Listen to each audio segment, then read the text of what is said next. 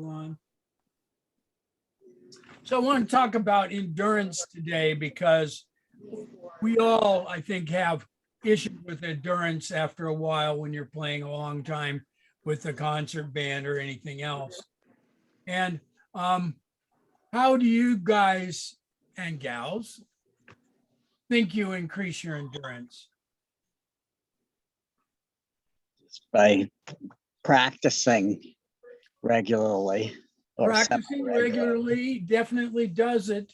But the guy I was listening to, his name is Aaron Washington. He calls himself the Black Trumpeter, and he seems pretty good. I've been kind of switching up the people I'm looking at. He says that when he was in college, he really wanted to be really good and be the best. So he practiced incessantly, but he never gave his lips a break.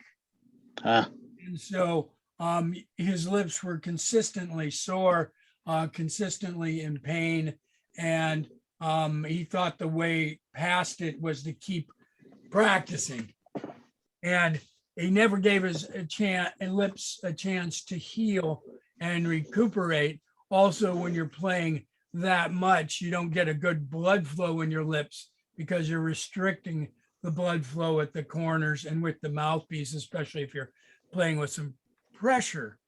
So what he says, the main thing you can do to help your endurance is to rest the same amount of time that you play. Now we can do that. And so what I do is I play something that's on YouTube, has these ones for tenor sax that I can play the trumpet part and it works fine. And so I can play it and then I watch another little video about Spitfires in World War II or something like that, and watch something in history, but they're not exactly the same amount of time. They could be longer, they could be a little shorter. What he says he does is he records himself either on video or on audio with your phone. And then what he does is once he's done playing the piece or a couple pieces, he then listens to himself. And if you listen to the recording back, that's the same amount of time that you're playing. But also when he's doing the recording back, he critiques himself and he listens to where, oh, the tone there was bad. And you might not realize it if you're just playing. Recently, I've been recording myself and I noticed that when I play long passages, I go, and I grunt and it's at the back of my throat. And I don't like that. I think I should be able to do it without the grunt. And I'm just really working on long passages when I'm done just to relax and not do that little grunt sound. And I don't know if other trumpet players do it. And when there's a lot of horns playing, you're not going to notice it. But I notice it when I record myself. So he says to look at yourself and be critical, but not mean to yourself, but just say, and come up with some suggestions how you can improve your tone here. Oh, my shoulders were too tight. This was doing this. Oh, my tongue's too heavy. You know, that sort of thing. And that way you're actually being an advocate for yourself in listening to yourself and really improving. Because when we're playing, we can hear what's behind the horn, but not what's in front of the horn. And so I think with the recording, we can really help improve our tones, our tonguing, our different things that we're doing. Now, another thing he suggested with this endurance is play a piece and then listen to someone famous play the same piece or to play a different piece, just to listen to how their tone is, how they articulate, how they move their fingers, how they take a breath, and just kind of learn from different people. So, you know, like Charlie Parker, Maynard Ferguson. I've been kind of looking at Doc Severinsen lately instead of Ferguson. Ferguson screams very nicely, but Severinsen is so precise and perfect pitch and high also is very nice. So Wynton Marsalis for classical is beautiful. He's got a beautiful tone, beautiful articulation, and definitely good at the classical kind of music. So to listen to yourself. So those are some things that he recommended. Taking those breaks, let the blood get flowing again. Brian Davis recommends doing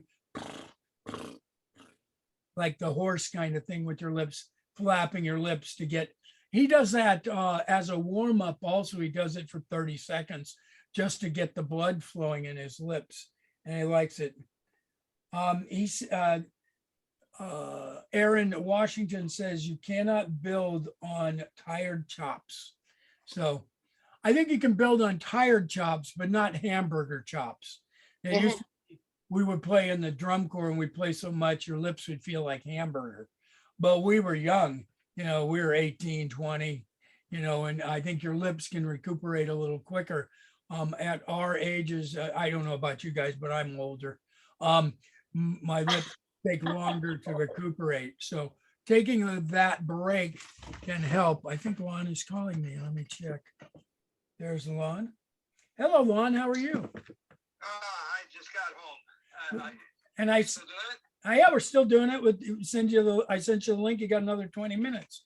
I can even do a quick review when you get in. All right. All right. Take care, I'll Lon. be in momentarily. All right, good. All right. So, and this comes down to the one thing that Brian Davis, I think it was Brian Davis, it might have been someone else, that if you're not, no, that was musical you. They say if you're not in the mood to practice, then the practice is developing negative feelings in your brain associated with that, with the practice. So they said, and I know I said this before, is that if you're not in the mood to practice, listen to some music that you really like to inspire yourself. Go, and if you have to walk around the block, or if you like looking at pictures of butterflies, do that for a while and then go back. And so don't use it as an excuse not to practice, because you have to practice, but get in the mood, get in a happier mood before you practice. Maybe something is like if you have a piece of chocolate, if you really like chocolate. I find listening to old drum corps, because that's what I originally learned to play with, inspires me and makes me feel really good. So get in that mood and then practice. And just take some time to rest in between practicing, but don't neglect practicing. So I was listening to Aaron Black again, as Aaron Washington. He calls himself the Black Trumpeter.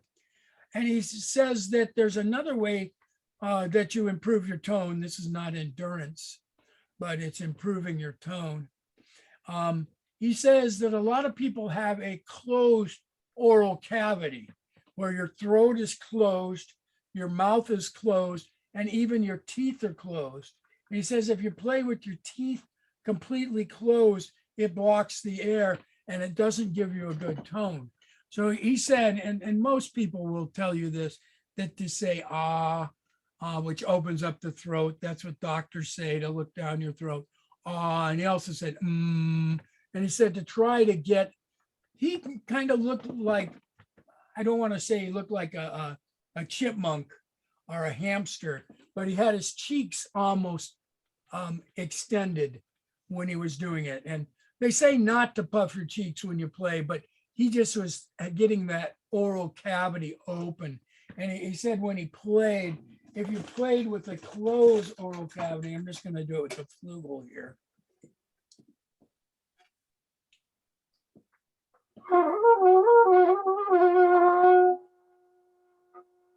And I'm really thinking closed and my teeth closed on that.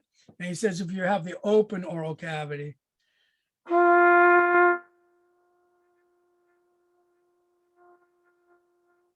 and you should get a better tone with that. And he says and M.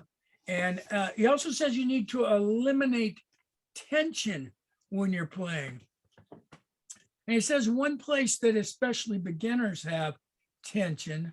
Let me just check something here. I think Lon should be here, but I haven't seen him. So let me just check something real quick. Well, he didn't text me, so he's probably warming up his computer. Beginners will have tension in the middle and the corners of their lips, which is almost good for playing high, but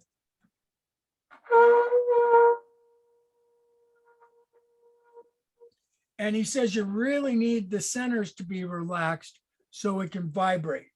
And that's one area where when you're using too much pressure,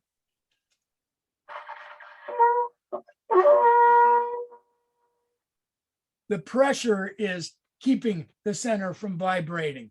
So we really want to think about playing with less pressure. And that was one of the recent lessons where the guy held the horn with just his thumb here and played, and he didn't even touch it with the other hand. And he played the different notes. You notice my hand started to slide at the higher note. And then he said, find out your range where your hand doesn't slide. And that's where you're not using pressure, and practice that and gradually work up to the next note and gradually work where you're not having pressure. So the middle of your lips needs to be relaxed.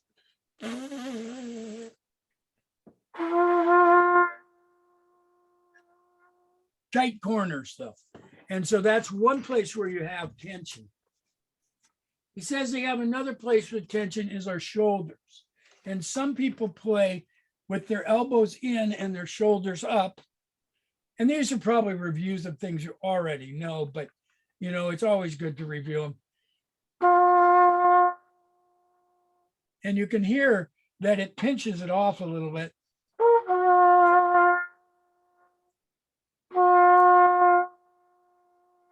And I'm trying to play with the same air pressure, so you definitely can hear a difference in tones. Richards recommends the elbows out.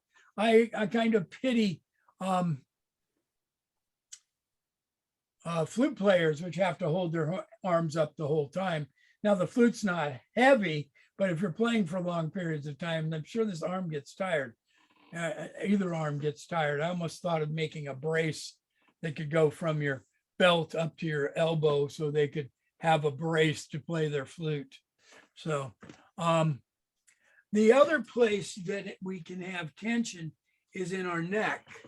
And to relax the neck, I'm not sure how you relax the neck necessarily, other than thinking maybe and letting it relax. Bringing the shoulders down certainly relax the neck. He didn't have any tips for relaxing the neck other than saying that your neck needs to be relaxed. If you play with a neck that is tight, I'm trying to tighten it.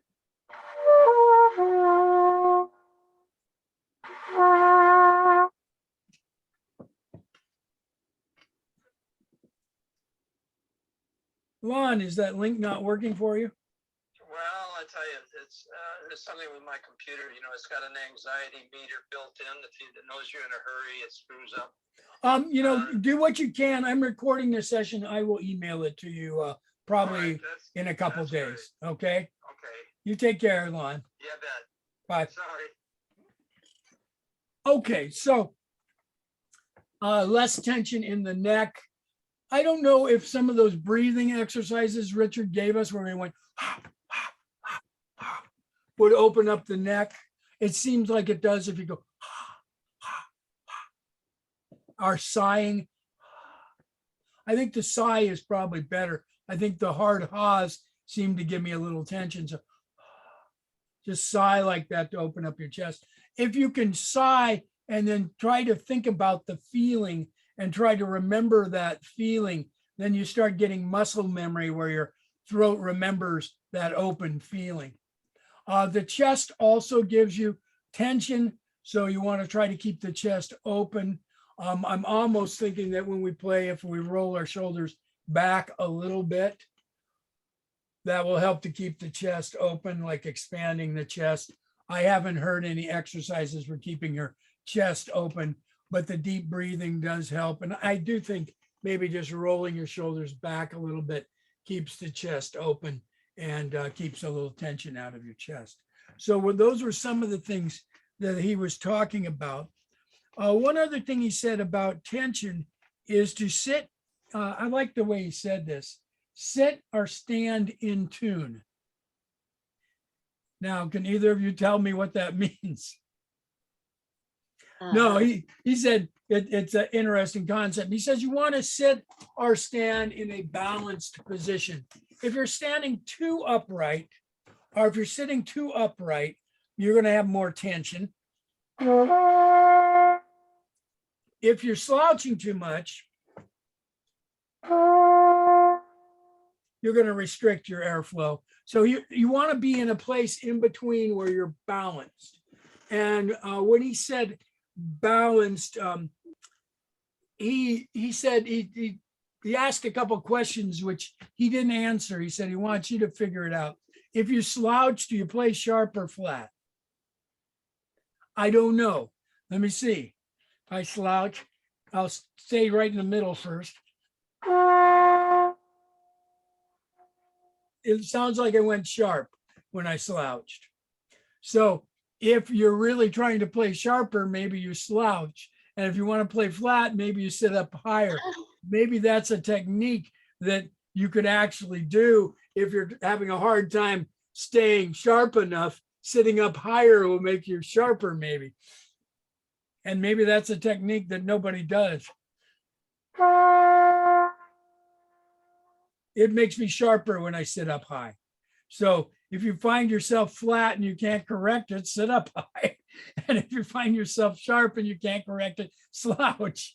I don't know that I recommend that, but he says that be balanced when you're standing or sitting, be in a relaxed posture, but not too straight, not too slouched, in between. When you're standing, you can actually feel the point where you're balanced. If you roll to the ball of your feet or the heels of your feet, you want both feet firmly planted on the ground, probably about 6 or 7 inches apart.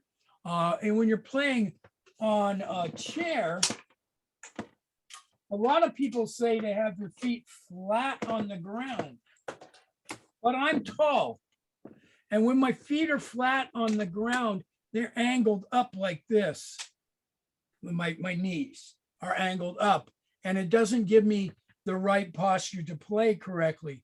I found with me, since I'm tall, if I cross my legs, it lowers the knees and it gives me a better posture for playing. So it's different for everybody. If you tell your students all to sit with your feet flat on the floor and sit straight up, that may not be appropriate for someone who's taller or has a shorter chair. So you probably want your legs, your knees and your upper legs level with the ground and your feet on the ground. Mine, I find if I cross my legs, it's a little better posture for playing. Shorter people, probably not. It might even be that and I'm not talking about anybody present, if you're short, you might want a block of wood to put your feet on to give your feet a good posture to play. They have actually a thing for the toilet to raise your feet because they say that the lower feet is not a good posture for going number 2, that raising your feet is actually better and gives you less strain. Some older people doing I'm bringing this up, number 2 actually strain so much they have a stroke. So raised feet is better. And when you're doing that, try not to overly strain yourself also. So, so the slouching, sitting, standing in tune, relieve the tension in your chest, the tension in your shoulders. Tension needs to be relaxed in the middle of your lips, and say ah, keep your oral cavity open, and your teeth should not be closed. Now, I think the teeth can be close to each other. My guess is about 1/4 of an inch, but I have not seen anyone say how wide your mouth should be open.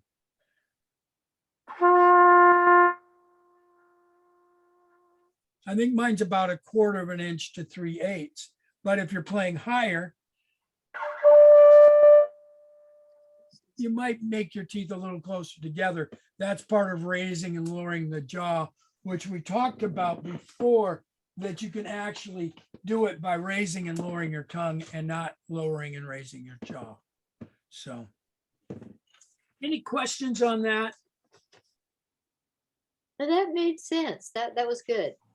Yeah, I'm always trying to find something different or review something we haven't done in a long time. Honestly, it's getting a little more challenging, but when I switch to a different trumpet player on YouTube, I find that they have different ways of looking at things. And you always have to take it with a little bit of grain of salt. Does it work for you? If it doesn't work for you, don't do it if you've tried it for a little while. But in most cases, I find that the suggestions they give are pretty good. And I believe that my tone and my playing is better. I think Greg's playing is better. Kathy, your tone is very much nicer. And when you're playing the duets with Greg, very nice. So, Oh, thank you. and you think your endurance is getting a little better? Yeah, and when I'm practicing now, I'll practice for 20 minutes and then I'll take off for 20 or 25 minutes and I'll go back to it instead of trying to do it all at once. And I've also been trying to, because I usually just practice in the evening, but since if I'm off during the day, I practice a little in the morning, maybe a little at noon and a little in the evening, just a couple songs. And so I Yeah. break it up that way. And I think that that's really helpful rather than just playing all in the evening and playing for an hour or whatever. Certainly you want to build up the amount of time you play, but with the breaks in between. Tom Conte was practicing an hour and he was really improving when he was playing the horn. And but if you break that up, I think you're even better. I think if you practiced an hour and a half, it would certainly help, but definitely break up the amount of time you rest in between. All right, I'm still a little early, but I'm going to say goodbye. All right, have a safe drive. Thank you very much. Thanks, Doug. Thank you, Doug. All right, you guys take care. You have a nice Thanksgiving Yeah, Tuesday, next week. well, do we meet at Greg's Tuesday or do we want to give it up for Thanksgiving? Next week I won't be here. Okay, all right, then we'll let it Yeah. go. So, All right. so we'll skip that week. Yeah. All right, but what about tomorrow? Oh. No, I've got, well, let me see. I think I'm scheduled actually, so Yeah. it'll All right. be hard for me. Yeah, I'm gonna be in Hawaii next week. Well, Ooh, good for you, aloha. Yeah. yeah, enjoy. I always thought it was neat that the word for trash in Hawaii is mahalo, because all the trash cans say mahalo. Oh, It's actually thank you, Kathy, but all the trash cans say mahalo. So if you didn't know, you'd say trash is mahalo. oh my gosh. Well, then 2 weeks from tomorrow, meet at Greg's? Well, I think 2 weeks, I think this would have been the week for the, for Richard's rehearsal. No, we're reading, So we're two- meeting next week. We're meeting What? next week. He said that brass are meeting next week after Thanksgiving. Okay, They are? Okay, well, then it'll, yeah. So then it'll be, then we 2 can do it 2 weeks, yeah. all right, I'm going. Bye. Okay, all right.